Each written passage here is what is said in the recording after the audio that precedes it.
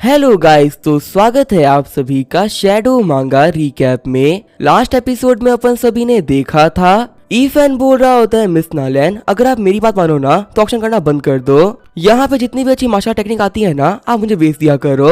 वैसे भी यहाँ पे पूरी सिटी में ऐसा कोई नहीं है जो कि मुझसे बेटर प्राइस दे सके। तो अभी वहाँ पे जीनर आते हुए बोल रही होती है कि लगता है इस गाँव के बंदे के पास में काफी ज्यादा कैश आ गया है, इसी वजह ट्रेजर पवेलियन के अंदर ये कोई बकवास किए जा रहा है। मिस नालन, आज मैं जो भी कुछ खरीदने वाला है ना उसके लिए मैं आपको उसके 3 गुना प्राइस ऑफर करूंगी। मैं वादा करती हूँ कि आज ये बंदा यहाँ से ना कुछ नहीं खरीद पाएगा। नालन बोल रही होती है मिस जीनर, आपको तो पता ही है ना हमारे रूल्स काफी ज्यादा क्लियर है। अगर आपको यहाँ से कोई भी चीज खरीदनी है तो आपको उसकी बिड करनी होगी और अगर आपकी बिडिंग सबसे बेस्ट हुई तो आपको मिल जाएगी। जीनर बोल रही होती है मुझे पता है सबसे बड़ी बिड मेरी ही होगी। इस गाँव के बंदे के अंदर ना इतनी हिम्मत नहीं है कि ये मेरे बराबरी की बिड कर ले। अगर यहाँ पे मुझसे बिडिंग में जी जाता है ना तो सभी के सामने मैं अपने घुटनों पे चलते हुए से बाहर निकलूंगी और मैं ये एक्सेप्ट भी कर लूंगी कि ईफैन के पास में मुझसे काफी ज्यादा पैसे हैं। ईफैन बोल रहा होता है अच्छा तुम सीरियस हो ना, देखो अपनी कही हुई बातों से ना पीछे मत हटना। जीनर बोल रही होती है कि मैं जो कह दिया वो कह दिया, मैं तुम्हारी तरह नहीं हूँ जो कि अपनी बातों से पीछे हटेगी। पर देखो कि यहाँ पे बिडिंग के अंदर ना तुम मुझसे हार गए तो फिर तुम्हें अपने घुटनों पे आते हुए मुझे चाटने होंगे। तो अभी अपने पास से टोकन निकालते हुए ईफैन बोल रहा होता है कि यहाँ पे साई पे मेरा ख्याल ना मिसालें रख लेंगी। नालन बोल रही होती है हाँ यंग मास्टर, इसमें कोई दिक्कत नहीं है। ईफैन बोल रहा होता है कि अब यहाँ पे सभी लोगों को ना एक बहुत ही कमाल का शो देखने को मिलने वाला है और ये देखने के लिए ना मुझसे बिल्कुल भी वेट नहीं हो रहा। शौक होते हुए एक लड़की बोल रही होती है ये कैसे पॉसिबल हो सकता है, आखिर इस बंदे के पास में इंपीरियल क्लाउड ऑर्डर कहाँ से आ गया। दूसरे खड़े बंदे बोल रहे होते हैं क्या इंपीरियल क्लाउड ऑर्डर, आखिर ये होता क्या है और तुम इतना चौंक क्यों रही हो। वो लड़की बता रही होती है जो भी कस्टमर जिनकी परचेसिंग पावर काफी ज्यादा होती है ना उनको ट्रेजर पवेलियन वाले ना इंपीरियल क्लाउड ऑर्डर देते हैं। तुम ऐसा कह सकते हो कि इन कस्टमर्स के पास में हाईएस्ट लेवल ऑफ स्टेटस है। मान लो अगर ऑक्शन के अंदर कोई बहुत ही कमाल का आइटम होने वाला है और वो आइटम एक ऐसे बंदे को पसंद आ गया जिसके पास में इंपीरियल क्लाउड ऑर्डर है तो बिना ऑक्शन में पार्टिसिपेट किए हुए ना उसी को काफी इजीली खरीद सकता है, उस बंदे के ऊपर कोई रेस्ट्रिक्शन नहीं होती। दूसरा बंदा बोल रहा होता है कि जिन भी लोगों के पास में इंपीरियल क्लाउड ऑर्डर होता है वो ट्रेजर पवेलियन के अंदर ना किसी भी सामान किसी भी रेट पे खरीद सकते हैं। ऐसा माना जाता है कि उन लोगों के पास में ना अनलिमिटेड क्रेडिट है। हमारे लुइन सिटी के अंदर ना 20 मिलियन लोग रहते होंगे पर शायद ही कुछ लोग होंगे जिनके पास में ऑर्डर होगा। आखिर जो यंग मैन है इसका बैकग्राउंड क्या है जिनको के ट्रेजर पवेलियन के लोगों ने ना इतना कमाल का ट्रेजर दे रखा है। ईफैन सोच रहा होता है कि आज से कुछ दिनों पहले जब अंकल मुयान ठीक हो गए थे तो अपने सभी लोगों को लेके ना मैं ऐसे वापस जा रहा था। उसी वक्त नाले ने रोते हुए ना मुझसे बाकी सारे हाउस मांगे थे और उसने मुझसे कहा था कि वो इसके बदले में मुझे कुछ भी दे सकती है।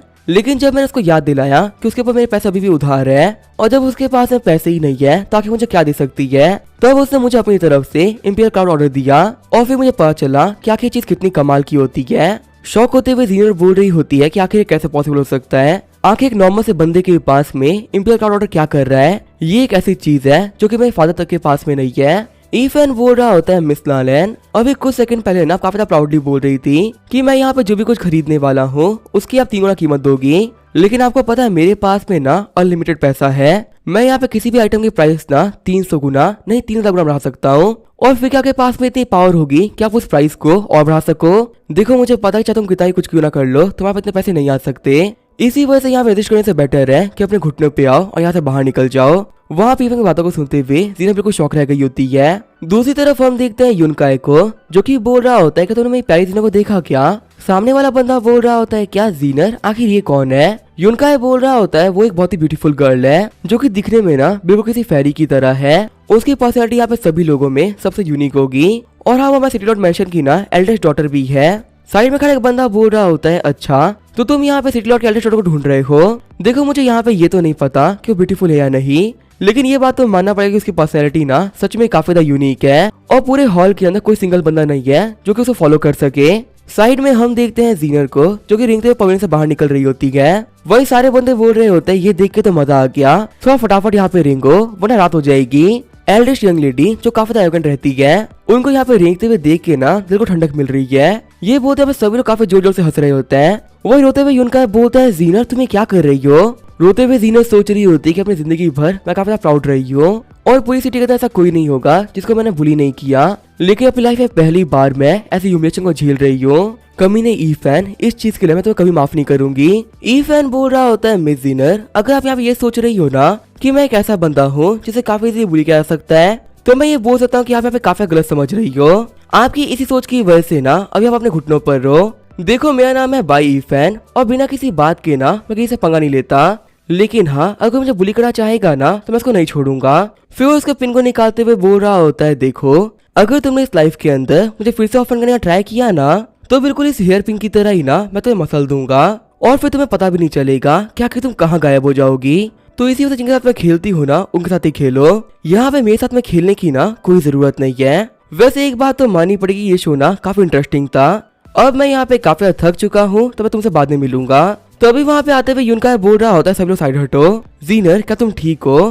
तुम्हें यहाँ पे किसी भी कहने पे ना रेंगने की जरूरत नहीं है। जीनर बोल रही होती है, यूनका मैंने अपने माइंड को चेंज कर लिया है। अभी थोड़ी देर पहले मैं तुम्हें मार रही थी क्योंकि तुम इस कमीने ईफैन को मार नहीं पाए थे, लेकिन अब मैं बिल्कुल नहीं चाहती कि कमीना मारा जाए। मैं चाहती हूँ कि इसकी लाइफ ना 10 से ही बदतर हो जाए। यूनका बोल रहा होता है, अच्छा तो यहाँ पे सब कुछ कराने वाला ईफैन था। जीनर बोल रही होती है, तो फिर और कौन हो सकता है? पूरी सिटी के अंदर सिर्फ वही वो कमीना है जो कि मेरे को ऑफर करने की ताकत रखता है। आज जो यहाँ पे मेरी बेइज्जती हुई है ना मैं कभी नहीं भूल पाऊंगी। यूनका अगर इस ईफैन के बारे में तुमने कुछ किया नहीं ना तो फिर तुम भूल जाना कि कभी हमारी शादी होगी। यूनका बोल रहा होता है, जीनर क्या तुम्हें पता है ईफैन ही वो कमीना जिसने कि 1 महीने पहले मेरे को ऑक्शन में हरा दिया था और हेवेली असेंशन ऑर्डर और माउंटेन मूविंग टेक्निक उसी के पास में है। जीनर बोल रही होती है, अच्छा तो यही वो कमीना है जिससे कि 1 महीने पहले तुम भी ऑक्शन में हार गए थे। यूनका बोल रहा होता है कि मुझे ऑलरेडी पता था कि तुम्हें सेकंड इलम में जाना है कल्टीवेशन करने के लिए, इसी वजह से मैं यहाँ के ऑक्शन में आया था ताकि मैं हेवेली असेंशन ऑर्डर को जीत सकूं। और अगर मैं सच कहूँ ना, अगर वो कमीना ईफैन वहाँ नहीं होता तो मैं जीत गया होता।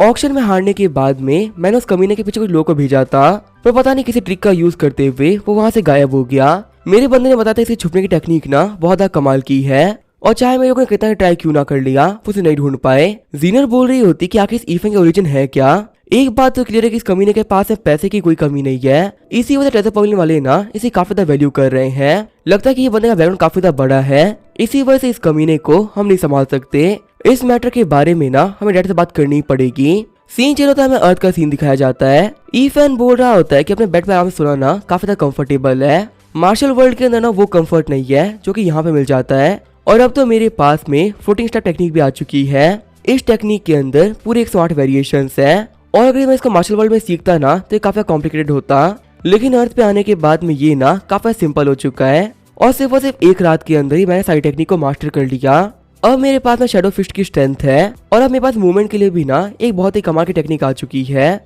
मेरे हिसाब से ब्लड ट्रांसफ्यूजन के मास्टर भी मैं कुछ नहीं बिगाड़ सकते। अगर मैं उन लोगों से ही फाइट होगी ना तो मैं काफी इजीली हरा सकता हूँ। वैसे मुझे नीचे चल के ना कुछ खाने पीने को लेके आना चाहिए, वरना अर्थ में मेरी जो बॉडी है ये भूखी मर जाएगी। ये बोलते हुए ईफैन बाहर जाने के लिए गेट खोलता है, लेकिन तभी उसके सामने उसकी लैंडलॉर्ड गुया आ जाती है। चिढ़ते हुए गुया बोल रही होती, ईफैन तुम घर पे थे, मैं तुम्हें कब से मैसेज कर रही हूँ, तुमने रिस्पॉन्स क्यों नहीं दिया? और पहले कितनी बार ना मैं तुम्हारे घर पे नॉक करके गई हूँ, लेकिन तुमने एक बार भी गेट ओपन नहीं किया।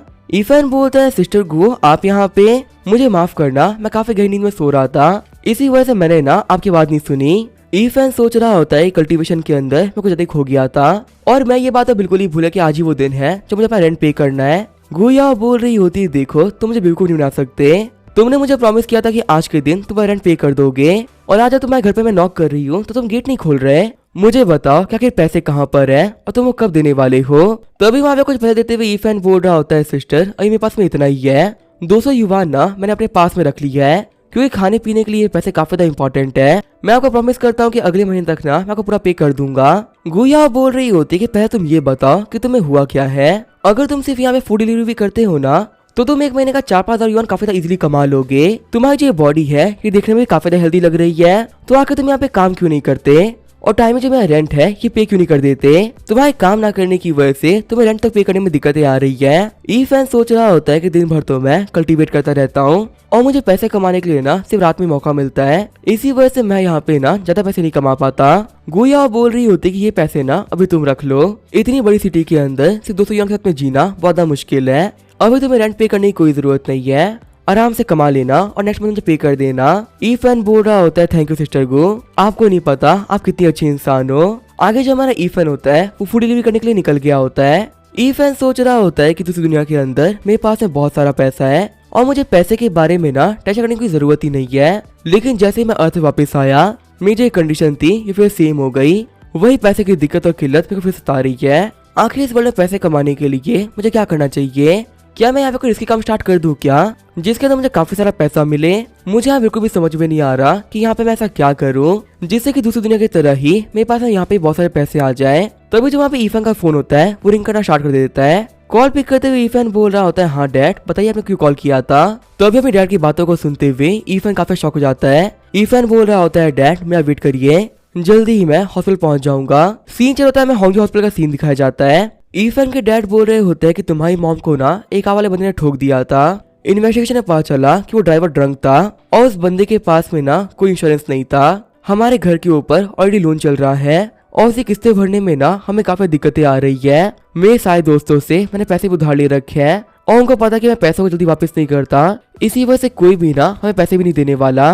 तुम्हारी मॉम के ट्रीटमेंट के लिए हमें 3 लाख युआन चाहिए और ये भी नहीं पता कि ट्रीटमेंट के बाद में ना ये उठ पाएंगे या नहीं उठ पाएंगी। ईफन हमें माफ कर दो, तुम्हारे मॉम ने तुम्हारे लिए ना कुछ भी नहीं कर पाए, यहाँ तक कि इसी एज में हम तुम्हारे लिए बोझ बन चुके हैं। ईफन बोल रहा होता है, डैड आपको यहाँ पे सब कुछ करने की कोई जरूरत नहीं है, आपको पता है ना हम लोग फैमिली है। मॉम के इलाज के लिए जो पैसे हैं वो मैं जोड़ने का ट्राई करता हूँ। ये बोलते हुए ईफन वहाँ से निकल गया होता है। रास्ते में वॉक करते हुए ईफन बोल रहा होता है, सच में मेरी जो किस्मत है ये काफी ज्यादा खराब है। मुझे लगा था कि मार्शल वर्ल्ड के अंदर मैं कुछ अच्छा कर पाऊंगा, उसी वक्त अर्थ में कुछ बुरा हो गया। लगता है कि मेरी लाइफ ना कभी अच्छी नहीं हो सकती। तो अभी वहाँ पे कोई चिल्ला रहा होता है, क्या कोई है यहाँ पे, प्लीज मेरी हेल्प करो। ईफन बोल रहा होता है कि इतनी रात को यहाँ पे कौन चिल्ला रहा है। हम देखते एक लड़की को बहुत सारे बंदों ने घेर रखा होता है और उन बंदों ने उसके बॉडीगार्ड को भी काफी ज्यादा इजीली हरा दिया होता है। वो लड़की बोल रही होती है, प्लीज मेरे को जाने दो, मैंने यहाँ पे तुम लोग कुछ भी नहीं बिगाड़ा, प्लीज मेरे को छोड़ दो। वो बंदे बोल रहे होते हैं, लड़की अगर तुम्हें मार नहीं खानी ना तो शांति से हमारे साथ में आ जाओ, वरना फिर तुम्हारे साथ जो भी कुछ होगा ना वो तुम्हारी जिम्मेदारी होगी। तो अभी यहाँ पे ईफन आते हुए बोल रहा होता है, कमीने कहीं के, आखिर तुम यहाँ पे क्या कर रहे हो। ये वो तो ईफन एक किक मारते हुए पहले बंदे को डाउन कर देता है। सारे बंदों को पीटते हुए ईफन बोल रहा होता है कि तुम सभी लोग साथ में मिलके एक अकेली लड़की को बुली कर रहे हो, क्या ये काम करने में तुम लोग को शर्म नहीं आ रही क्या। चिल्लाते हुए बंदे बोल रहे होते हैं कि आखिर इतना पावरफुल कैसे हो सकता है, इस कमीने के अटैक की वजह से मैं तो पावर टूट गया। चश्मा वाला बंदा बोल रहा होता है, ब्रदर्स साथ में आगे बढ़ो, एक एक करके ना हम इस बंदे को नहीं हरा सकते। चश्मा वाला बंदा सोच रहा होता है कि इस लड़की के बॉडी गार्ड्स को हमने इतना इजीली हरा दिया, पर यहाँ पे एक नॉर्मल बंदे को हम लोग नहीं हरा पा रहे। ईफन सोच रहा होता है, मुझे लगा ही था, मैं जो मार्शल वर्ल्ड में कल्टीवेट कर रहा हूँ ना वहाँ की कंप्लीट पावर्स मुझे इस वर्ल्ड में नहीं मिल रही, लेकिन इसका मतलब ये नहीं कि वहाँ की कोई पावर मुझे यहाँ पे नहीं मिल रही है। मैंने उस वर्ल्ड के अंदर जितनी भी ट्रेनिंग और कल्टीवेशन करी है ना वो मेरी बॉडी को कम्प्लीटली याद रह गई है। इसी वजह से नॉर्मल बंदों के मुकाबले इस वर्ल्ड के अंदर मैं काफी ज्यादा पावरफुल हो चुका हूँ। भले यहाँ बात हो रही है एजिलिटी की या फिर अटैक्स को सहने की, हर एक चीज के अंदर मैं काफी ज्यादा अच्छा हो चुका हूँ। मुझे यहाँ पे इन सारे बंदों के अटैक्स ना काफी धीरे लग रहे हैं, इसी वजह से इन सभी को ना मैं काफी इजीली मार पा रहा हूँ। ईफन बोल रहा होता है कि तुम लोग बहुत ज्यादा स्लो हो, अगर मुझसे फाइट करनी है ना तो तुम्हें फास्ट होना होगा। चश्मा वाला बंदा सोच रहा होता है कि 3 मिनट से भी कम टाइम के अंदर इस बंदे ने हमारे साथ भैया को हरा दिया है और ये सारे के सारे ब्रदर्स ना ऐसे नहीं थे, इन लोगों ने काफी ज्यादा ट्रेनिंग करी है और ये लोग काफी ज्यादा पावरफुल थे। आखिर जिस बच्चे का कॉम्बैट लेवल है ये किस लेवल पर है, इतने पावरफुल फाइटर्स भी इसका यहाँ पे कुछ नहीं बिगाड़ पा रहे। तो अभी वहाँ पे ईफन आते हुए बोल रहा होता है कि वहाँ का देख रहे हो, अब तुम्हारी बारी है। चश्मा वाला बंदा सोच रहा होता है कि आखिर मेरे पास में कब आ गया। फिर ईफन अपना पाम अटैक करते हुए उस बंदे को बेहोश कर देता है। बेहोश होते हुए बंदा सोच रहा होता है कि चाहे हम लोग यहाँ पे कुछ भी क्यों ना कर ले, इस बंदे के सामने जीतना ना हमारे लिए बिल्कुल इम्पॉसिबल है। शौक होते हुए लड़की सोच रही होती क्या मैं बच चुकी हूँ। ईफन बोल रहा होता है, देखो लड़की अभी यहाँ पे तुम्हारी बॉडी के ऊपर ना कोई इंजरीज नहीं आई और मुझे बिल्कुल भी नहीं पता कि ये बंदे तुम्हारे पीछे क्यों पड़े हुए थे, पर तुम्हारे लिए यही बेटर रहेगा कि तुम अपने घर चले जाओ। वो लड़की बोल रही होती है, आपका शुक्रिया, वैसे तो ऑलरेडी आपने मेरी काफी ज्यादा हेल्प कर दी है, लेकिन फिर भी ना मुझे रिक्वेस्ट करनी थी, क्या आप प्लीज मुझे मेरे घर छोड़ सकते हो क्या। ईफन बोल रहा होता है, मुझे माफ करना, मैं एक डिलीवरी बॉय हूँ और मेरे कुछ ऑर्डर्स बाकी हैं, अगर डेडलाइन तक और डिलीवर नहीं हुए ना तो जो मेरी सैलरी है ना वो कट जाएगी। हाँ अगर तुम चाहो ना तो मैं पुलिस को बुला सकता हूँ, उनके आने के बाद में तुम्हें डरने की कोई जरूरत नहीं होगी। वो लड़की बोल रही होती है, ब्रदर प्लीज मेरी हेल्प करिए, अगर आप मेरे को मेरे घर पे छोड़ देते हो ना तो मैं आपको 1 मिलियन दूंगी। अपने डेस्क को फेंकते हुए ईफन बोल रहा होता, लिटिल सिस्टर आखिर तुम्हारा घर कहाँ पर है, काम वाम तो होता रहेगा, तुम्हारी सेफ्टी ज्यादा जरूरी है। आगे जो ईफन होता है वो उस लड़की को लेके टैंक फैमिली विला आ गया होता है। वो लड़की बोल रही होती है, ब्रदर आप बस यहाँ पे 1 सेकंड के लिए वेट करिए, मैं जाए अपनी फैमिली को इन्फॉर्म करने के लिए कि मैं बिल्कुल ठीक हूँ। ईफन बोल रहा होता है, ठीक है मैं यहीं पे वेट कर रहा हूँ। वहीं अंदर हम देखते हैं एक लड़की को जो चिल्लाते हुए बोल रही होती है कि तुम लोग क्या कर रहे थे, अगर हमारी रॉन्ग रॉन्ग को कुछ भी हुआ ना तो यहाँ पे तुम में से कोई भी जिंदा वापस नहीं जाएगा। सारे बॉडीगार्ड बोल रहे होते हैं एल्डेस्ट यंग लेडी आप बिल्कुल भी टेंशन मत लीजिए, चाहे कुछ भी क्यों ना हो जाए हम सेक्रेटरी को बचा के लेके आ जाएंगे। तभी रॉन्ग रॉन्ग बोलती है सिस्टर मैं वापस आ गई। ईफन बोल रहा होता है हेलो हम लोग पहली बार मिल रहे हैं, मेरा नाम है बाई ईफन।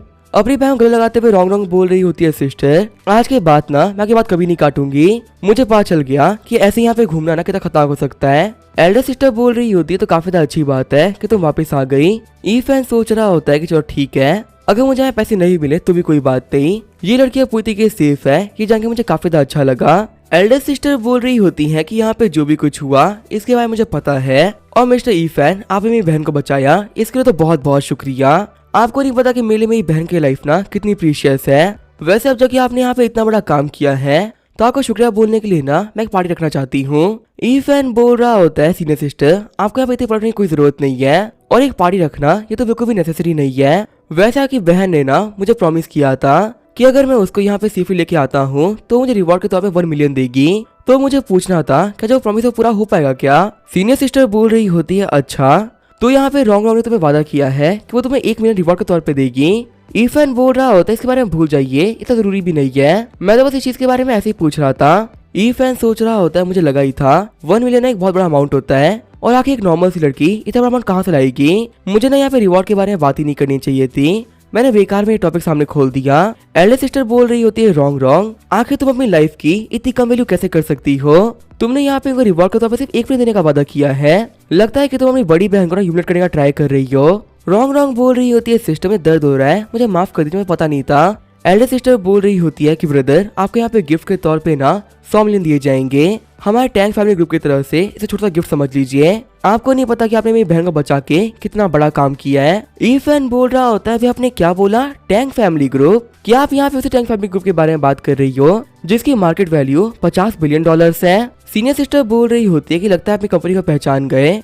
मैं आपसे बोलूंगी कि प्लीज इस अमाउंट को एक्सेप्ट कर लीजिए क्योंकि मेरी बहन की जान के सामने ये अमाउंट ना कुछ नहीं है। अगर इस पैसे के अलावा भी आपको लाइफ में कोई भी हेल्प चाहिए होगी ना तो आप मुझसे बोल देना, आपकी हेल्प करने के लिए मैं कुछ भी कर सकती हूँ। ईफन बोल रहा होता है क्या कमाल की बात है, मुझे अभी जस्ट ना हेल्प की जरूरत थी, क्या प्लीज मेरी हेल्प कर सकते हो क्या। सीनियर सिस्टर बोल रही होती है हाँ बताइए आपको क्या हेल्प चाहिए। आगे हमें 3 दिन बाद हॉस्पिटल का सीन दिखाया जाता है। सीनियर सिस्टर बोल रही होती है ब्रदर ईफन आप बिल्कुल भी टेंशन मत लो, आपके मॉम के ऑपरेशन के लिए जितनी भी चीजों की जरूरत थी ना मैं अरेंज करवा दी है, मैंने यहाँ पे पूरी कंट्री के 5 सबसे बेस्ट डॉक्टर्स को बुलाया है और आपकी मॉम की सर्जरी करने के लिए कुछ बाहर के डॉक्टर्स भी आए हैं। मैं ये बात अश्योर कर सकती हूँ कि आपकी मॉम को ना कुछ नहीं होगा और जल्दी जो आपकी मदर है वो रिकवर भी कर जाएंगी। ईफन डैड बोल रहे होते हैं मेरी तुम मेरे को भी टेंशन मत लेना, तुम ठीक हो जाओगी, तुम्हारे बेटे ने ना तुम्हें ठीक आने की सारी अरेंजमेंट करा ली है।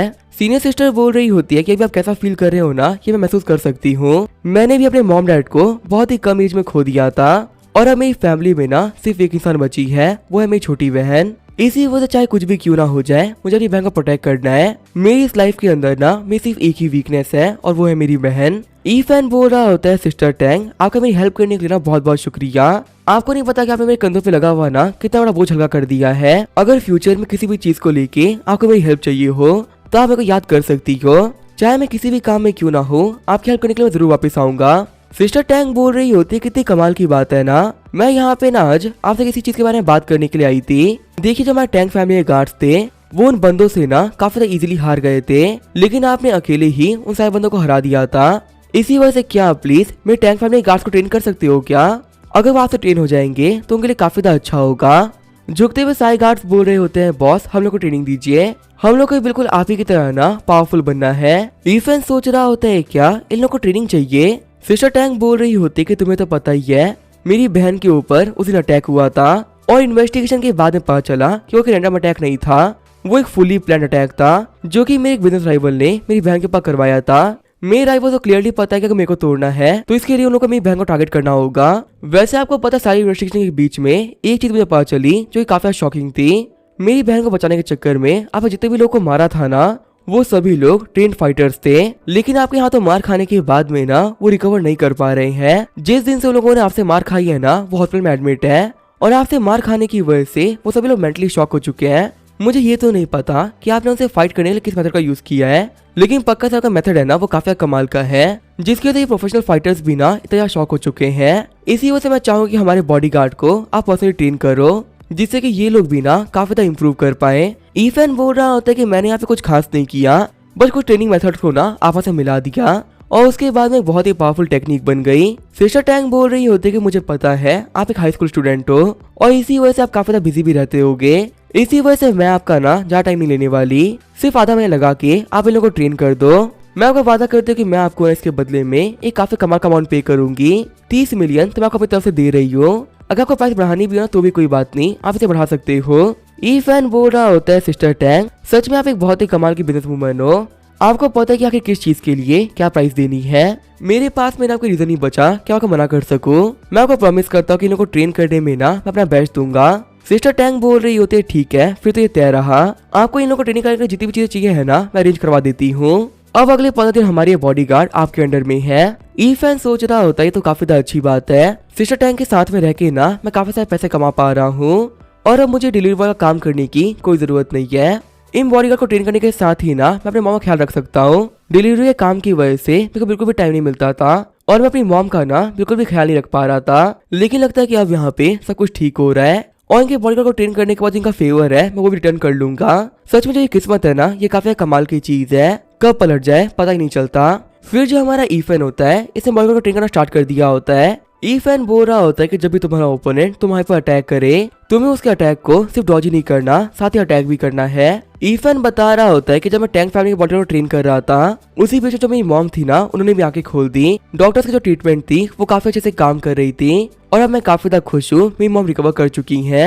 15 दिन बाद हम देखते जो ईफेन होता है वो अपने घर वापस आ गया होता है। ईफेन बोल रहा होता है फाइनली अब मेरी मॉम भी ठीक है और मेरे अकाउंट के अंदर भी ना एक बहुत ही अच्छा बैलेंस आ चुका है, अब अर्थ पे ना मेरा कोई काम बाकी नहीं है। चल के बार मार्शल वर्ल्ड में देखते हैं कि वहाँ पे चल क्या रहा है। ये बोलते हुए ईफेन अपनी रिंग पहन लेता है। मार्शल वर्ल्ड में आते हुए ईफेन बोल रहा होता है सच में मैं काफी ज्यादा बिजी था, पता नहीं जो रूरू और बाकी सभी लोग होंगे वो कैसा कर रहे होंगे, लेकिन तभी जो ईफेन होता है वो काफी शॉक हो जाता है क्योंकि वो देखता है कि पूरा मू फैमिली विलेज बर्बाद हो चुका है। ईफेन बोल रहा होता है ये कैसे हुआ और आखिर किया किसने, मुझे तो यहाँ से गए हुए पूरा 1 महीना तक नहीं हुआ।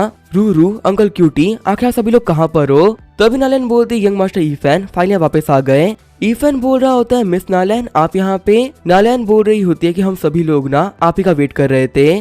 सीन जो होता है हमें ट्रेजर पवेलियन के वेयर हाउस का सीन दिखाया जाता है जहाँ पे मू फैमिली के सारे बंदे होते हैं और वो सभी काफी तक घायल हो गए होते हैं। अंकल क्यूटी बोल रहे होते धीरे से लगाओ, मुझे यहाँ पे काफी ज्यादा पेन हो रहा है। वही अंकल यान बोल रहे होते ब्रदर मुझे माफ कर दीजिए। तभी जो वेयर हाउस का गेट होता है वो खुलने लगता है। शौक होते हुए अंकल यान बोल रहे होते हैं कि कौन है वहाँ पर। ईफेन बोल रहा होता है अंकल क्यूटी अंकल यान ये मैं हूँ। वहाँ पे सभी लोग ईफेन को घेरते हुए बोल रहे होते हैं ईफेन तो फाइनली वापस आ गए। ईफेन बोल रहा होता है अंकल क्यूटी आप सभी लोग को ठीक देखे मैं काफी ज्यादा खुश हूँ। तभी शौक होते हुए ईफेन बोलते हैं अंकल क्यूटी आपका हाथ के साथ में क्या हुआ, आपका राइट हैंड 1 महीने पहले बिल्कुल ठीक था और बाकी सभी लोग भी यहाँ पे सभी लोग काफी ज्यादा हेवीली इंजर्ड है, सबके जो हाथ पाव है आखिर वो कटे हुए कैसे हैं। अंकल क्यूटी बोल रहे होते हैं कि हमें से अपना हाथ खोया है, यहाँ पे सभी लोग जिंदा है, क्या ये बड़ी बात नहीं है। ईफेन बोल रहा होता है 1 सेकंड रुको, रूरू यहाँ पर नहीं है, मुझे बताइए कि आखिर वो कहाँ पर है।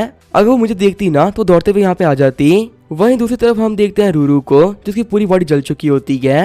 रूरू बोल रही होती है डॉक्टर मुझे बहुत ज्यादा पेन हो रहा है। डॉक्टर बोल रहे होते हैं प्यारी बच्ची रूरू हम लोग को पहले ना तुम्हारे सारे के सारे वाउंड को क्लियर करना होगा, जब हम इन्हें क्लीन कर देंगे ना तभी ड्रेसिंग चेंज हो पाएगी और फिर तुम्हारा जो ये दर्द है ना ये काफी ज्यादा कम हो जाएगा। लेकिन मेरे बच्चे तुम्हें इसको तब तक संभालना होगा। ये बोलते हुए पट्टियों को खोलने लगते हैं, लेकिन मैं जली हुई स्किन को देखते हुए रूरू काफी परेशान हो जाती है। मेडिसिन को फेंकते हुए रूरू बोल रही होती है मुझे कोई मेडिसिन नहीं चाहिए, ऐसे फेस के साथ में मुझे नहीं जीना, मैं मरना चाहती हूँ। मैं अब दिखने में ना किसी मॉन्स्टर की तरह लग रही हूँ, मेरा ये चेहरा ना मेरे लोगों को पसंद नहीं आएगा, मुझे मरना है। तभी वहाँ पे ईफेन आते हुए रूरू को शांत कर देता है। ईफेन बोल रहा होता है रूरू प्लीज शांत हो जाओ, तुम मेरे को भी टेंशन मत, तुम्हारे ब्रदर यहाँ पे आ चुके हैं ना और तुम ठीक हो जाओगी। रोते हुए रूरू बोल रही होती है ब्रदर ईफेन फाइनली वापस आई गए। नालैन बोल रही होती है कि हम लोग काफी लकी थे जो कि हम रूरू को ना बचा पाए, लेकिन बेकार बात तो ये कि मैं पहुंचने तक इनकी बॉडी काफी हेवीली जल चुकी थी और शायद इनकी बॉडी के ऊपर ना बिल्कुल भी अच्छी स्किन बाकी रही होगी। ये एक बहुत ही ब्यूटीफुल और इनोसेंट गर्ल थी, पर इतनी कम एज के अंदर इनके साथ में ये हादसा हो गया।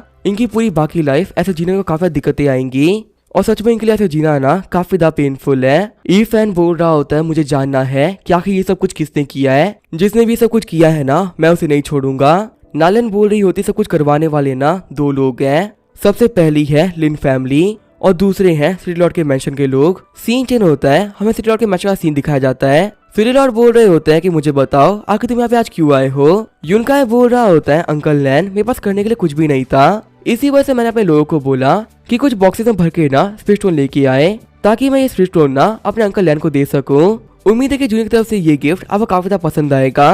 हंसते सिटी लॉर्ड बोल रहा होता है कि ये स्पिरिट स्टोन काफी ज्यादा हाई क्वालिटी के हैं, मेरे सामने लाने के लिए ना तुमने काफी ज्यादा मेहनत करी होगी। मैं ये बात बोल सकता हूँ कि मेरी बेटी जीनर ने एक कमाल के बच्चे को चुना है। यूनकाय तुम भी एक काफी ज्यादा अच्छे बच्चे हो। यूनकाय बोल रहा होता है कि आपके मुंह से ये सब कुछ सुन के ना मुझे काफी ज्यादा अच्छा लगा। तो अभी यहाँ पे जीनर आते हुए बोल रही होती है यूनकाय तुम हमेशा ये गिफ्ट देके ना मेरे डैड को खुश करते रहते हो, लेकिन इन चीजों से मैं खुश नहीं होने वाली। आखिर वो कमीना बाई ईफन कहाँ पर है? एक महीने के अंदर क्या तुम उसको ढूंढ नहीं पाई क्या? तुमने तो कहा था ना कि तुम उसको मेरे सामने लेके आओगे ताकि मैं उस कमीने को अपने हाथों से मार सकूं, पर क्या ये काम करने के तुम बिल्कुल भी कैपेबल नहीं हो क्या?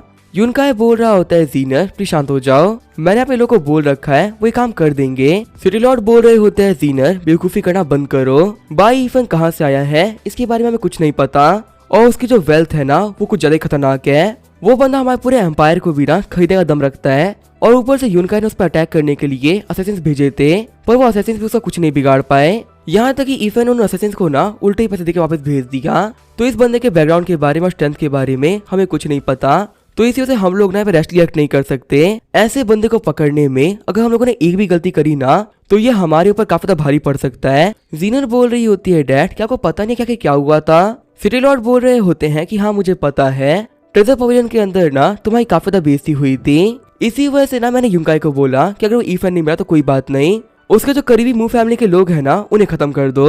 वहाँ पे जाके यूनकाय ने मूव फैमिली के सभी लोगों को काफी खतरनाक सबक सिखाया है। जब ईफन देखेगा ना उसके प्यारे लोग की हद ये हो चुकी है तो उसे काफी ज्यादा बुरा लगेगा। तो हम ऐसा कह सकते हैं कि तुम्हारा गुस्सा ना हम लोगों ने किसी पर उतार दिया है, अब तुम्हें यहाँ पे गुस्सा करने की कोई जरूरत नहीं है। यूनकाय बोल रहा होता है कि जब मूव फैमिली कॉप्स को गिन रहे थे तो हमको पता चला कि उनकी फैमिली के अंदर पूरे 37 लोग थे, जिनमें 27 लोग तो ऑन द स्पॉट ही मारे गए, पर 10 लोग की जो बॉडीज थी वो वहाँ से गायब थी। मुझे ये तो नहीं पता कि आखिर 10 लोग कहाँ चले गए हैं। मुझे लगता है कि सिटी में से किसी ने उन लोगों की हेल्प करी है इसी से लोग बच पाए, पर हाँ एक बात है कि वो सभी लोग काफी ज्यादा हेविली इंजर्ड है। उन लोग को हमने इतना इंजर्ड कर दिया है ना कि वो कभी रिकवर नहीं कर पाएंगे। सिटी लॉर्ड बोल रहे होते हैं अच्छा 10 लोग भाग गए हैं, एक काम को उन सभी लोगों का ना वांटेड पोस्टर सिटी में लगवा दो। मूव फैमिली के बाकी लोग और बाई ईफन इन्हें हमें ढूंढ के रहना है, भले इन लोगों को ढूंढने के लिए हमें जमीनी क्यों ना खोदनी पड़े हम खोदेंगे, पर ये कमीने ना बचने नहीं चाहिए। यहाँ पे इन लोगों ने ना सिटी लॉर्ड के मैंशन को ऑफेंड किया है, इन लोगों का मरना काफी ज्यादा इंपॉर्टेंट है। सीन चेंज होता है, हम देखते हैं नालन को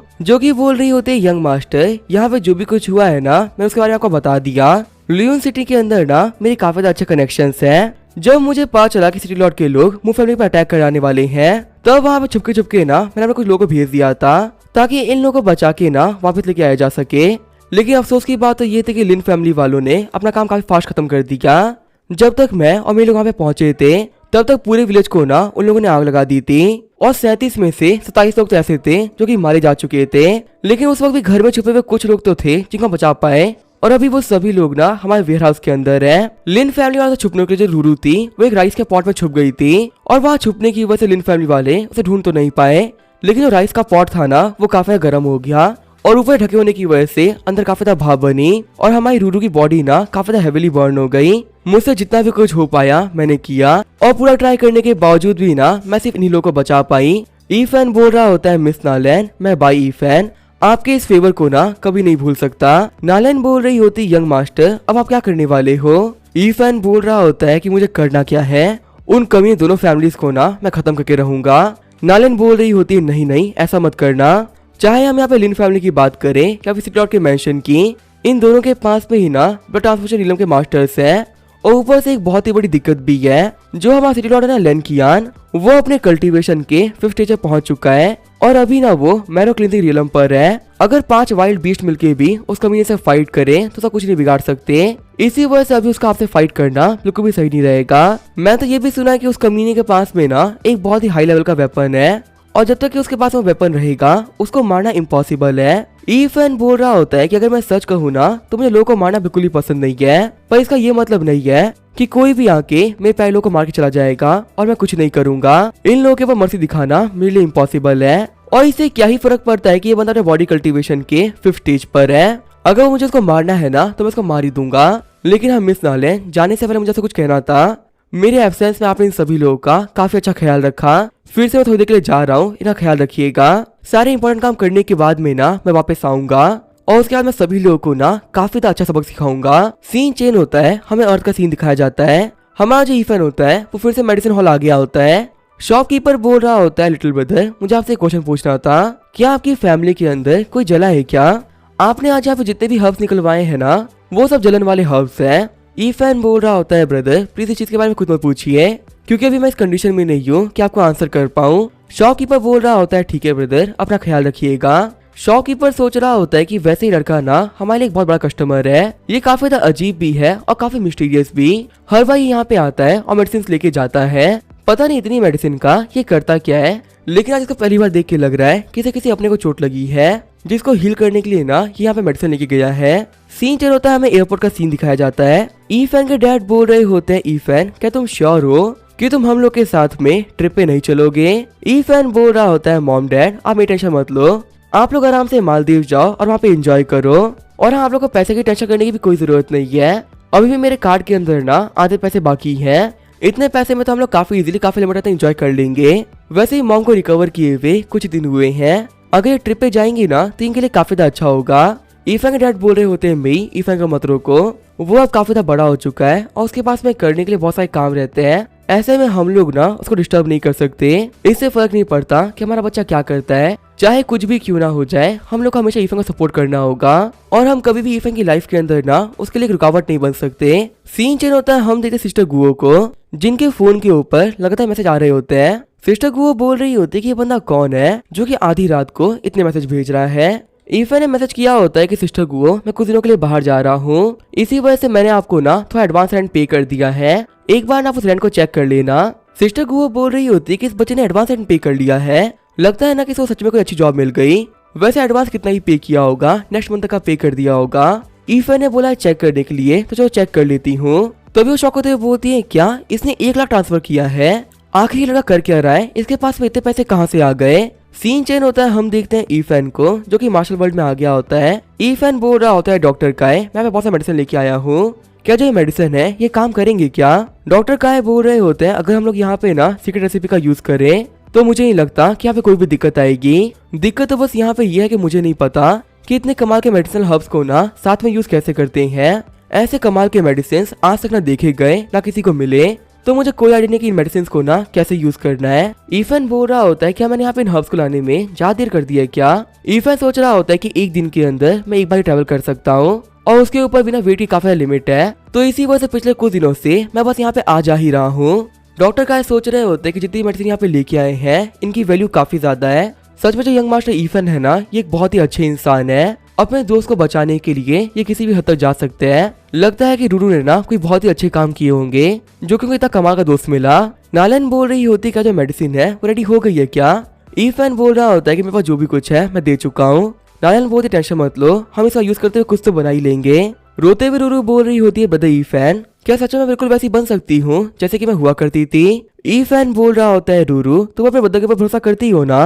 तुम्हारे ठीक होने के बाद में ना मैं तुम्हारे काफी अच्छे ड्रेस खरीदूंगा जिसकी वजह से तुम पहले से भी काफी ज्यादा प्रिटी लगोगी। आगे हमें 1 घंटे बाद का सीन दिखाया जाता है। हम देखते हैं रूरू के हाथ से मिरर गिर के टूट गया होता है। ईफन बोल रहा होता है, रूरू क्या होगा? अगर मेडिसिन खाने का अपेयरेंस ठीक नहीं हुआ तो भी कोई बात नहीं, धीरे धीरे ठीक हो जाएगा। तभी रूरू बोलती है, ब्रदर ईफन मैं यहाँ पे कम्प्लीटली रिकवर कर चुकी हूँ और सिर्फ मैंने रिकवरी नहीं किया, अब मैं पहले से काफी ज्यादा अच्छी दिख रही हूँ। रूरू बोल रही होती है, ब्रदर मुझे माफ करिएगा, खुद को बिल्कुल सही देख के ना मैं काफी सरप्राइज हो गई थी, इसी वजह से मेरे हाथ से वो मिरर गिर गया। डॉक्टर काय बोल रहे होते हैं, रूरू तूने मुझे काफी डरा दिया था, मुझे लगा कि मैंने मेडिसिन बनाने में कोई गलती कर दी है, इसलिए तुम्हारे साथ में ना कुछ गलत हो गया। ईफन बोल रहा होता है, तुम्हें पता है रूरू अब तुम पहले के मुकाबले भी ना काफी अच्छी दिख रही हो। रूरू बोल रही होती है, ब्रदर ईफन आपका बहुत बहुत शुक्रिया। नालन सोच रही होती है कि आगे जो यंग मास्टर ईफन है ये आते कहाँ से हैं? इनका जो बैकग्राउंड है ना वो कहीं से भी सिंपल नहीं हो सकता। इनके पास में वो ट्रेजर्स हैं जो कि इस वर्ल्ड में होना पॉसिबल ही नहीं है। ऐसे स्पिरिचुअल मेडिसिन जो कोई हासिल नहीं कर सकता, उन्हें ऐसे यूज कर लेते हैं ना जैसे कि वो कुछ भी ना हो। ईफन बोल रहा होता है मिस नालन, आपने बीते टाइम में बहुत कुछ किया है, इसी वजह से मैं आपको थैंक यू के तौर पे ना ये ड्रैगन टेल ग्रास दे रहा हूँ। और हाँ, इसके अलावा ना मुझे आपसे एक फेवर भी चाहिए था। नालन बोल रही होती हाँ यंग मास्टर कहिए आपको क्या चाहिए। ईफन बोल रहा होता है कि आपके पास तो जितनी भी कमा की मार्शल आर्ट टेक्निक है वो मेरे को दे दीजिए, और साथ ही मेरे को ट्रेनिंग करने के लिए ना एक शांत जगह चाहिए। जितना जल्दी दोनों काम हो सकते हैं उतना ही बेटर होगा। सीन चल होता है माउंटेन्स पे एक घर का सीन दिखाया जाता है। ईफन बोल रहा होता है खुद को इम्प्रूव करने के लिए अब मुझे भी पीना पड़ेगा। मैरो क्रीजिंग रीलम से अभी मैं काफी ज्यादा पीछे हूँ, और इतने कम पावर के साथ में ना मैं लैंकियन को नहीं मार पाऊंगा, चाहे मुझे यहाँ पे कुछ भी क्यों ना करना पड़े, भले ही मेरी बॉडी के ऊपर कितना स्ट्रेन क्यों ना पड़े। मुझे अपनी स्ट्रेंथ को ना काफी जल्दी इंक्रीज करना होगा, जिससे कि उन कमीनों को ना मैं जल्दी खत्म कर सकूं। ये बोलते हुए ईफन वहाँ पे एक अटैक के अंदर पूरा पेड़ काट देता है। ईफन बोल रहा होता है फिर से मुझे पीना होगा। बाहर प्रैक्टिस करते हुए सोच रहा होता है कि इतना काफी नहीं है, मुझे और पीना होगा। डॉक्टर काय बोल रहा होता है मिस नालन, आखिर आपने इनको ना कितनी मार्शल टेक्निक दे दी है। वो यहाँ पे पागलों की तरह दिनों रात प्रैक्टिस ही किए जा रहे हैं, और ऊपर से काफी ज्यादा हाई लेवल के डिमोनिक बीस्ट का ब्लड पी रहे हैं। नॉर्मली कोई मार्शल आर्टिस्ट एक का भी पी लेता है ना तो उसे इसको प्रॉपर्ली कल्टीवेट करने में ना काफी लंबा टाइम लगता है, लेकिन ये बंदा ये काम काफी जल्दी कर पा रहा है। ऐसा लग रहा है कि इनके लिए ये लिक्विड ना पानी बन चुका है। मिस नालन बोल रही होती है डॉक्टर काय, अगर मैं सच कहूँ ना तो मार्शल टेक्निक्स के बारे में मुझे भी नहीं पता, और अपने पावर और बैकग्राउंड के बारे में ये बंदा कुछ नहीं बताता। आपने मुझसे पूछा तो ये अच्छी बात है, पर कभी भी इस चीज के बारे में उनसे ना मत पूछना, वरना यंग मास्टर ईफन काफी ज्यादा गुस्सा हो जाएंगे। मिस नालन सोच रही होती कि ये बंदा ना सच में काफी ज्यादा अजीब है, ये ना यहाँ पे कुछ भी कर सकता है। इनके किए हुए हर एक काम ना लॉजिक के बिल्कुल पार ही होते हैं। आगे हम देखते ईफन को लगातार प्रैक्टिस करते करते रात से सुबह हो गई होती है, और ईफन ने अपने आसपास के पूरे एरिया को तहस नहस कर दिया होता है। खुश होते हुए ईफन बोल रहा होता है कि फाइनली मैंने ब्रेक थ्रू कर लिया, अब मैं बॉडी कल्टीवेशन रीलम के ना 4th स्टेज पर पहुंच चुका हूँ। अब मैं यहाँ पे एक ब्लड ट्रांसफ्यूजन रीलम का कल्टीवेटर बन गया हूँ। नालन बोल रही होती यंग मास्टर भाई, एक बात तो कहनी पड़ेगी, आप ना काफी कमाल के हो, आपने यहाँ पे सिर्फ 15 दिन के अंदर ब्रेक थ्रू कर लिया। ईफन बोल रहा होता है मिस नालन, मेरे को सपोर्ट करने का बहुत बहुत शुक्रिया, अगर बीते कुछ दिनों में आप मेरे साथ में नहीं होती ना तो मैं ऐसा कुछ नहीं कर पाता, लेकिन अब जबकि मेरी पावर यहाँ पे बढ़ चुकी है तो अब यहाँ पे रुकने की ना कोई जरूरत नहीं है। प्लीज आप रूरू और बाकी सभी लोगों को ना सिटी के बाहर पहुंचा दो, उन लोगों को इस लूइन सिटी के ना आसपास ही भटकने मत देना। नालन बोल रही होती यंग मास्टर ईफन, आखिर जल्दी क्या है, इन मैटर्स के बारे में ना हम लोग बाद में बात कर सकते हैं। अभी आपको ब्रेक थ्रू किए हुए कुछ सेकंड्स ही हुए हैं और आप ऑलरेडी यहाँ पे फाइट करने के बारे में बात भी करने लगे। वैसे यंग मास्टर ये वो गिफ्ट था जो कि मेरे को आपको देना था। ईफन बोल रहा होता है क्या, आखिर ये क्या चीज है। नालन बोल रही होती है कि ये मेरी तरफ से ना कुछ तालिस्मान है, इसका यूज करते अपने मार्शल आर्ट को मैक्सिमम लेवल पे यूज कर सकते हो, और इसके अंदर कुछ ना प्रोटेक्टिव तालिस्मान भी है। मान लो अगर आपके ऊपर किसी ने कोई बहुत ही पावरफुल अटैक कर दिया तो वहाँ पे को डिफेंड करने में ना ये काफी ज्यादा हेल्प करेगा। ये हर एक तालिस्मान को फाइट के अंदर काफी ज्यादा हेल्प करेगा, तो अगर ये आपके पास में तो बेटर है। और हाँ, मेरे पास में यहाँ पे एक और चीज है, इस स्वॉर्ड का नाम है शार्क स्वॉर्ड। हमारे यान डायनेस्टी की ये टॉप 10 स्वॉर्ड में से एक है, और ये शार्क स्वॉर्ड ना काफी ज्यादा फेमस भी है। कहते हैं कि इस स्वॉर्ड के पास में एबिलिटी है कि अपने मास्टर को प्रोटेक्ट भी कर सकती है। ये हमारे ट्रेजर पवेलियन के ना दूसरे ब्रांच में थी। स्पेशली मैंने इस स्वॉर्ड को ना आप ही के लिए मंगाया है ताकि इसका यूज करता को फाइट करने में काफी ज्यादा आसानी हो। ईफन बोल रहा होता है कि मेरे लिए इतना कुछ करने का आपका सच में बहुत शुक्रिया, इसका जो अमाउंट है ना मैं आपको बाद में पे कर दूंगा। नालन बोल रही होती है नहीं, इसकी कोई जरूरत नहीं है। ये बात सच है कि हम लोग लास्ट टाइम ना किस्मत से मिले थे, लेकिन वक्त के साथ मैंने ना आपको काफी अच्छे से पहचान लिया है। अगर देखा है तो मूव फैमिली के रिवेंज के लिए आप यहाँ पे इतना कुछ कर रहे हो, जबकि आपको पता है कि उसके बदले में ना वो आपको कुछ नहीं दे सकते। इसी वजह से आपने मेरी रिस्पेक्ट जीत ली। आज की दुनिया में ना पावर तो बहुत सारे लोगों के पास में होती है, लेकिन एक अच्छा दिल ना बहुत कम लोगों के पास में होता है। आप इस अच्छे इंसान की हेल्प करके सच को तो मुझे भी काफी अच्छा लगेगा। इसी वजह से मैं यहाँ पे जो भी कुछ कर सकती हूँ मैं कर रही हूँ। मेरा पूरा पवेलियन ना आपके लिए प्रे करेगा कि आपको यहाँ पे जो भी कुछ चाहिए आप उसे अचीव करो और वापस ना बहुत ही कमाल की विक्ट्री के साथ में लौटो। ईफन बोल रहा होता है आपका बहुत बहुत शुक्रिया, मैं भाई ईफन आपकी इस काइंडनेस को कभी नहीं भूलूंगा, और अगर मैं जीत के वापस आया ना तो आपकी इस काइंडनेस को 100 टाइम रीपे भी करूंगा। सीन चेंज होता है, हमें लिन फैमिली के मेंशन का सीन दिखाया जाता है। मेंशन आते हुए ईफन बोल रहा होता है अच्छा तो ये वो जगह है जहाँ पे वो लिन फैमिली के कमीने रहते हैं। गार्ड्स बोल रहा होता है तुम कौन हो और बिना किसी परमिशन के तुम्हारी हिम्मत कैसे यहाँ पे आने की, क्या तुम्हें नहीं पता है कि लिन फैमिली के लोगों के अलावा यहाँ पे और कोई नहीं आ सकता है। तो अभी वहाँ पे ईफन आगे बढ़ते हुए सभी लोगों को काफी ज्यादा घायल कर देता है। ईफन बोल रहा होता है कि तुम लोग पूछ रहे थे ना कि आखिर मैं कौन हूँ, तो यहाँ पे मेरे बारे में अच्छे से जान लो। मैं वो इंसान हूँ जो कि तुम कुत्तों की जिंदगी आज यहीं पे खत्म करने वाला है। लिन फैमिली, मेरा जो ये रिवेंज है ना, ये तुम लोगों से स्टार्ट हो रहा है। जल्दी जो मेरी तलवार है ना, ये तुम्हारे गर्दन तक पहुंच चुकी होगी। अंदर यूनकाई बोल रहा होता है, डैड आप बिल्कुल भी टेंशन मत लो, मैंने यहाँ पे जीनर को ना अच्छे से फंसा लिया है। मैं इस बात से गारंटी कर सकता हूँ कि जल्दी ही ना मेरी और जीनर की शादी हो जाएगी। यूनकाई के डैड बोल रहे होते हैं, चलो ये तो काफी ज्यादा अच्छी बात है, वैसे भी तुमने जीनर से शादी करने के लिए काफी ज्यादा मेहनत करी है। यूनकाई बोल रहा होता है कि वैसे भी मैं लिन फैमिली यहाँ पे काफी ज्यादा पावरफुल है, और फिर अगर मैं सिटी की बेटी से शादी भी कर ली तो उसके बाद मैं लिन फैमिली की जो पावर्स थी ना, वो पहले के मुकाबले काफी ज्यादा बढ़ जाएगी। और फिर जो पूरी लुयन सिटी है ये हमारा एरिया बन जाएगा। यहाँ पे ऐसा कोई भी नहीं होगा क्योंकि हमारे सामने खड़ा हो सके। लिन डाफो बोल रहे होते यूनकाई, सच में तुम ना मेरी बेटी होने के काबिल हो, तुमने अपनी काबिलियत को प्रूव किया है। तुम्हारी और जीनर की शादी होने के बाद में इस फैमिली की गद्दी भी तुम्हारी ही होगी। उसके बाद हमारी लाइफ में ना कोई दिक्कत नहीं बचेगी। यहाँ का जो पूरा बिजनेस है उसे ऑलरेडी हम डोमिनेट करते हैं। अगर जो यहाँ का पावर सिस्टम है वो भी हमारे हाथों में आ गया तो ये पूरी सिटी हमारी मुट्ठी में हो जाएगी। वैसे एक सेकंड रुको, आखिर ये बाहर से आवाज कैसी आ रही है? क्या जो हमारे गार्ड्स हैं वो किसी से फाइट कर रहे हैं क्या? तभी उड़ते हुए कुछ गार्ड्स अंदर आके गिरते हैं। शॉक होते हुए लिन डाफो सोच रहा होता है कि आखिर भरी दोपहर में किसमें इतनी हिम्मत आ गई जो कि हमारे लिन फैमिली गार्ड्स को मारते हुए अंदर घुसे आ रहा है। यूनकाई बोल रहा होता है कि कौन है वो कमीना जिसने कि हमारे गार्ड्स पर अटैक किया, अगर तुम्हें इतनी हिम्मत है ना तो सामने आओ। तो अभी वहाँ पे ईफन आते हुए बोल रहा होता है, यंग मास्टर यूनकाई तुमसे मिलके ना काफी अच्छा लगा, उम्मीद है कि अपनी आखिरी हार को तुम भूले नहीं होगे। हंसते हुए यूनकाई बोल रहा होता है, अच्छा तो ये तुम हो भाई ईफन, तुम्हें नहीं पता कि तुम्हें ढूंढने के लिए ना मैंने कितनी मेहनत करी है। 1 महीने से पागलों की तरह मैं तुम्हें हर जगह ढूंढा लेकिन तुम ना मुझे कहीं नहीं मिले। लेकिन देखो तुम खुद ही आगे से ना मेरे घर के दरवाजे पे आए हो, तुम्हें नहीं पता कि तुम कितने बड़े बेवकूफ हो जो कि तुम्हें घर पे आ गए। ये बोलते हुए यूनकाई अटैक करने के लिए आगे बढ़ गया होता है। यूनकाई बोल रहा होता है कि आज ना मैं तुम्हें जिंदा पकड़ूंगा और उसके बाद मैं तुम्हें जीनर को गिफ्ट कर दूंगा ताकि तुम्हें पनिश कर सके। लड़के तुम्हें नहीं पता कि तुम यहाँ पे ना कितनी गंदी मौत मरने वाले हो। लेकिन तभी जो ईफन होता है वो यूनकाई का हाथ पकड़ लेता है। ईफन बोल रहा होता है, अच्छा तुम मुझे जिंदा पकड़ोगे और उसके बाद में मेरे को टॉर्चर किया जाएगा, तुम्हें पता है तुम मेरा कुछ नहीं बिगाड़ सकते। ये बोलते वो यूनकाई का हाथ तोड़ देता है। चिल्लाते हुए यूनकाई बोल रहा होता है कि तुम्हारी हिम्मत कैसे हुई मैं हाथ तोड़ने की। यूनकाई सोच रहा होता है कि लास्ट टाइम जब मैंने इस बंदे को देखा था तब ये इतना पावरफुल नहीं हुआ करता था, पर अब इसकी जो कल्टीवेशन थी ना वो काफी ज्यादा इंप्रूव हो चुकी है। यहाँ तक कि अभी बड़ी में पहुंच चुका है। ईफन बोल रहा होता है कि तुम बोल रहे हो ना कि आखिर मेरी हिम्मत कैसे हुई कि मैं तुम्हारा हाथ तोड़ दिया, तुम्हें नहीं पता मेरी हिम्मत तो काफी ज्यादा बढ़ चुकी है। तुम्हारी गर्दन तोड़ने से पहले भी ना मुझे एक बार सोचने की जरूरत नहीं है, लेकिन तुम्हारी गर्दन की बारी आखिर में आएगी, पहले मैं क्या करके तुम्हारे हाथ पांव तोड़ूंगा। ये बोलते वो यूनकाई का एक पांव तोड़ देता है। वहाँ पे यूनकाई को ऐसे मार खाते हुए देख के सभी लोग काफी शौक रह गए होते हैं। चिल्लाते हुए यूनकाई बोल रहा होता है, डैड यहाँ से भाग जाइए, सिटी लॉर्ड के अलावा और कोई नहीं है जो कि इस कमीने को रोक सके। भागते हुए लिन डाफो बोल रहा होता है, मेरे बच्चे वेट करना, मैं जल्दी से जाके ना तुम्हारे अंकल को बुला के लेके आता हूँ। तभी जब मैं ईफन होता है वो डाफो के सामने आता है।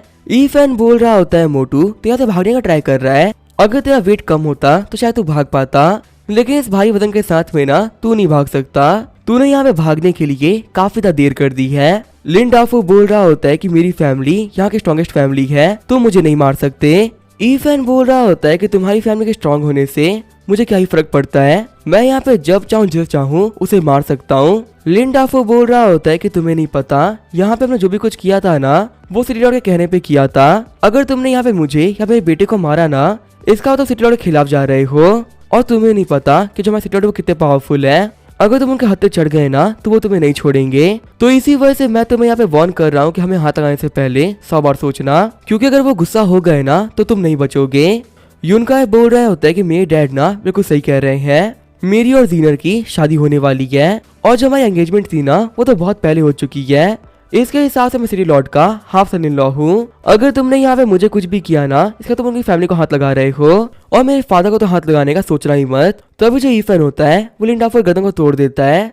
चिल्लाते हुए यूनकाई बोल रहा होता है, कमीने ईफन आखिर तुम मेरे डैड के साथ में ये सब कुछ कैसे कर सकते हो। ईफन बोल रहा होता है कि तुम मुझे धमकी दे रहे थे कि मैं यहाँ पे तुम्हारी फैमिली को हाथ लगा के दिखाऊं, तुम्हारे डैड को ना मैं ऑलरेडी मार चुका हूँ, लेकिन वो सिटी लॉर्ड अभी तक तो यहाँ पे नहीं आया, लगता है ना कि अब तुम्हें मारना ही पड़ेगा, तुम्हारे मरने के बाद ही वो कमीना यहाँ पे आएगा। कांपते हुए यूनकाय बोल रहा होता है कि तुम नहीं बचने वाले, तुम एक बहुत ही गंदी मौत मरोगे। लेकिन जैसे ईफन उसके पास में आता है, यूनकाय अपने घुटनों पे आ गया होता है। यूनकाय बोल रहा होता है भाई ईफन मुझे मत मारो, मेरी लिन फैमिली के पास में जो भी कुछ है ना मैं तुम्हें देने के लिए तैयार हूँ। हमारा जितना भी वेल्थ है, जितनी भी प्रॉपर्टीज है, मैं तुम्हें गिफ्ट करने के लिए तैयार हूँ, बस तुम ना यहाँ मुझे मत मारना। ईफन बोल रहा होता है कि मुझे जानने के बावजूद भी तुम यहाँ पे मुझे प्रॉपर्टी देने की बात कर रहे हो। अगर पूरी की पूरी लिन फैमिली को बेच दिया जाए तो कितना पैसा मिलेगा? 10 मिलियन गोल्ड कॉइन या फिर 50 मिलियन गोल्ड कॉइन? देखो यूनकाय, अब ना तुम मरने वाले हो तो तुमसे यहाँ पे कुछ भी छुपाने का ना मेरे पास में कोई रीजन नहीं है। मेरे पास में अभी भी ना इतने कमाल के मेडिसिनल हब पड़े हुए होंगे,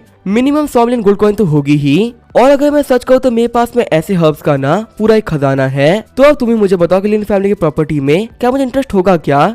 मेरे पास में पैसों का ना अनगिनत सोर्स है, जितना पैसा तुम यहाँ पे इमेजिन नहीं कर सकते ना उससे ज्यादा पैसा मेरे पास में है। तो फिर यहाँ पे तुम्हारी लिन फैमिली की प्रॉपर्टी के पीछे मैं तुम्हें क्यों ही छोड़ूंगा? यूनकाय बोल रहा होता है प्लीज मुझे माफ कर दो, मैंने यहाँ पे बहुत गलत किया है।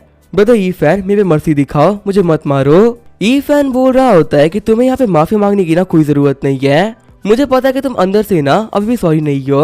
तुमने ना मुंह फैमिली के सारे लोगों को मार दिया और तुम्हारे मुंह पे ना 1% रिग्रेट नहीं था। पता है तुम्हारी दिक्कत क्या है? तुम जैसे लोग नॉर्मल लोगों को चीटियां समझते हो जो तुम अपने पाँव से कभी भी कुचल सकते हो, लेकिन आज तुम लोग को ना यहाँ पे फील हो रहा है कि एक चीटी की तरह कुचल जाना आखिर कहते किस चीज को है। फिर ईफन यूनकाय को वहाँ पे खत्म कर देता है। ईफन बोल रहा होता है कि लिन फैमिली चैप्टर तो क्लोज हो गया, अब अगली बार तुम्हारी है सिटी लॉर्ड। ये बोलते हुए ईफन वहाँ से निकल गया होता है। सीन जो होता है सिटी लॉर्ड के मैशर का सीन दिखाया जाता है। एक बंदा दौड़ते हुए बोल रहा होता है सिटी लॉर्ड एक बहुत ही बुरी खबर है, अभी थोड़ी देर पहले ही ना लिन फैमिली के ऊपर अटैक हुआ है और यंग मास्टर और फैमिली हेड को हमने खो दिया है। सिटी लॉर्ड बोल रहा होता है पूरी सिचुएशन बताओ, आखिर वहाँ पे क्या हुआ? गार्ड बता रहा होता है कि जब ये सब कुछ हो रहा था ना तब सिटी लॉर्ड के पास में 2 कंकुबाइंस थी। उन्होंने बताया कि मेन हॉल के अंदर एक बंदा आया था जिसका नाम था बाई ईफन, और जो बाई ईफन था ना वो किसी रिवेंज के बारे में बात कर रहा था। उसने एंटर करने के साथ ही हॉल में खड़े सारे बंदों को मार दिया। सिटी लॉर्ड बोल रहे होते हैं इस बाई ईफन ने ना अपने हदों को क्रॉस कर दिया है, हमारे लूइन सिटी के जितने भी एग्जिट्स हैं सबको ब्लॉक करवा दो।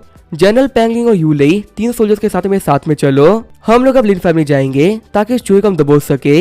सिटी लॉर्ड सोच रहे होते हैं कि यहाँ पे इस बच्चे को मरना चाहिए था, लेकिन उसके चक्कर में मेरा दायां हाथ लिन फैमिली खत्म हो गई। जाने से बाद सिटी लॉर्ड बोल रहा होता है युनझाओ ज़ीबिंग तुम दोनों यहीं पे रहोगे और तुम्हारे जो यंग मिस है ना उन्हें प्रोटेक्ट करोगे।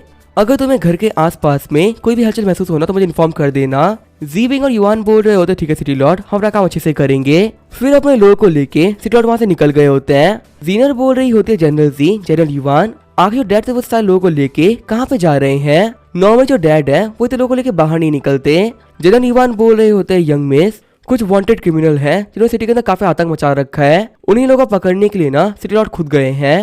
जीनर बोल रही होती है अच्छा एक क्रिमिनल को पकड़ने के लिए डैड गए हैं, तो फिर आखिर उनके साथ में आप लोग क्यों नहीं गए? जनरल युआन बोल रहे होते क्योंकि आपके डैड ने कहा था कि हम लोग को यहाँ पे रुक के ना आपकी सेफ्टी का अश्योर करना है। अपने रास्ते उतरते हुए जीनर बोल रही होती है ठीक है आप यहीं पे वेट करो, अगर मुझे आप लोग की जरूरत होगी ना तो आप लोग को बुला लूंगी। अपने कमरे में आते हुए जीनर बोल रही होती है कि पता नहीं डैड को क्या हो गया है। अभी भी यहाँ पे घर पे ना 4 जनरल्स हैं जो कि चारों के चारों ही ना ब्लड ट्रांसफॉर्मेशन रीलम पर है, और वहीं जो मेरे डैड है ये मैरोक्रेटिक रीलम पर है। आखिर किस गधे में इतनी हिम्मत होगी जो कि यहाँ पे आते हुए मेरे पे अटैक करे? चाहे कोई कितना ही पावरफुल क्यों ना हो जाए, इतनी खतरनाक जगह पे कोई नहीं आएगा। तभी एक मेट बोल रही होती है माय लेडी आज आपकी सर्विस के लिए मैं यहाँ पर आई हूँ, आखिर आज सोने के लिए आप कौन से कपड़े पहनोगी? जीनर बोल रही होती है जो रेड ड्रेस है ये यहाँ पे क्या कर रही है? तुम्हें पता है ना ये मेरी ड्रेस नहीं है। मेट बोल रही होती है कि मिस्टर लिन ने कहा था ये एक बहुत ही वैल्यूएबल कपड़ा है, इसी वजह से इसको फेंकना सही नहीं रहेगा। जीनर बोल रही होती है उस कुतिया रूरू ने ये कपड़े पहने थे, आखिर उसके कपड़ों के बारे में क्या खास हो सकता है? मुझे इस कपड़ों को देख के ना उस कमीने ईफन की याद आती है, और उस बंदे के बारे में सोचना ना मुझे बिल्कुल भी पसंद नहीं है। फटाफट से इन कपड़ों को बाहर फेंक दो। जितनी बार भी मैं उनमून फैमिली के लोगों को याद करती हूँ मुझे काफी ज्यादा गुस्सा आता है। वो कमीना बाई ईफन उससे मैं हेवनी ऑर्डर को चुरा लिया, अगर वो कभी मुझे फिर से मिला ना तो उसके सर को मैं अपने हाथों से काटूंगी, और ये काम करने में ना सच में मुझे काफी ज्यादा मजा आएगा। तभी जो वहाँ पे मेट्स होती है वो वहीं पे गिर जाती है। जीनर बोल रही होती है कि तुम लोगों को क्या हो गया, तुम्हें बेहोश कैसे हो रही हो? तभी यहाँ पे ईफन आते हुए बोल रहा होता है कि ये लोग ना अब नहीं उठने वाली, चलो इनकी बात छोड़ो, तुम मुझे बताओ आखिर तुम मेरे सर को कैसे काटोगी? शौक होते हुए जीनर बोल रही होती है कि आखिर तुम यहाँ पर कैसे आए, क्या तुम्हें नहीं पता कि सिटी लॉर्ड मेंशन है? यहाँ पे बाहर ना बहुत सारे पावरफुल गार्ड्स खड़े हैं, मेरे आवाज जमाने पे वो तुम्हें आगे खत्म कर देंगे। ईफैन बोल रहा होता है अच्छा तो सिटी लॉर्ड का मेंशन है, लो मैं यहाँ पे अंदर खड़ा हूँ तो बाहर लोग मैं क्या बिगाड़ लेंगे। चलाते हुए जीना बोल रही होते कोई यहाँ पे हेल्प करने के लिए आओ, यहाँ एक असैसिन आ गया है। ईफैन बोल रहा होता है कि चिल्लाने की ना कोई जरूरत नहीं है, सच में तुम्हारे कोर्टयार्ड के अंदर ना 100 गार्ड्स खड़े थे और साथ ही में उनके ना 2 जनरल्स भी थे जो कि दोनों ही ब्लड ट्रांसफॉर्मेशन रिलम पे थे। पर अफसोस अभी थोड़ी देर पहले ही ना मैंने उन सभी को मार डाला। जब उनमें से कोई जिंदा ही नहीं है तो तुम्हारी हेल्प करने के लिए कोई भी कैसे आएगा। जीना सोच रही होती कि 2 जनरल्स को और 100 गार्ड्स को इस ईफा ने कुछ सेकंड के अंदर ही मार दिया और इसने उन लोग को ऐसे मारा कि मुझे कोई आवाज भी नहीं आई। आखिर ये कमीना ईफैन कितना स्ट्रांग हो सकता है। अब इसका ये क्या होगा वो हमने नेक्स्ट एपिसोड में। तो तब तक के लिए बाय, स्टे ट्यून।